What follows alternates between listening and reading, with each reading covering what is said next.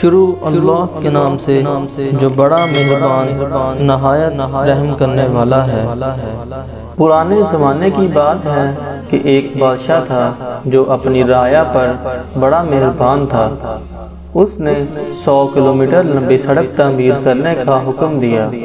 جب سڑک تعمیر ہو گئی اور اس کے افتتاح کا وقت آیا تو اس نے اپنے 3 وزیروں سے کہا کہ ایک بار پوری سڑک کا جائزہ لے کر آؤ تاکہ پتہ چل سکے کہ کہیں کوئی نقص تو باقی نہیں رہ گیا۔ تینوں وزیر چلے گئے۔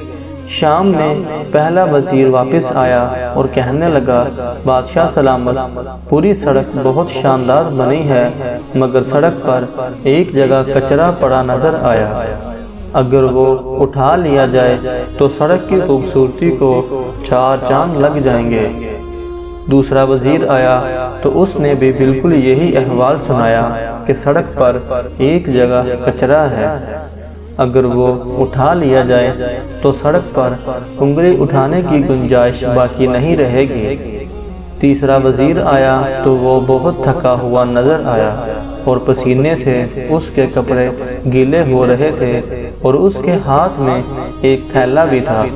بادشاہ کو اس نے بتایا کہ بادشاہ سلامت، سڑک تو بہت عالیشان بنی ہے مگر سڑک پر مجھے ایک جگہ کچرا پڑا نظر آیا جس کی وجہ سے سڑک کی خوبصورتی مان پڑ گئی تھی۔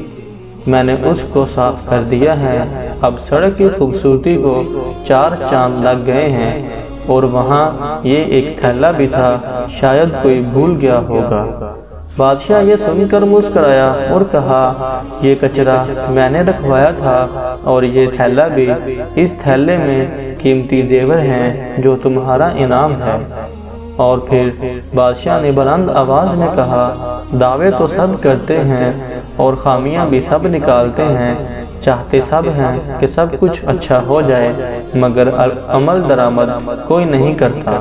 ہم اگر چاہتے ہیں کہ ہمارے ملک میں سب اچھا ہو تو ہمیں خود کو بدلنا ہوگا اور اپنے وطن کو روشن پاکستان بنانے کے لیے کردار ادا کرنا ہوگا۔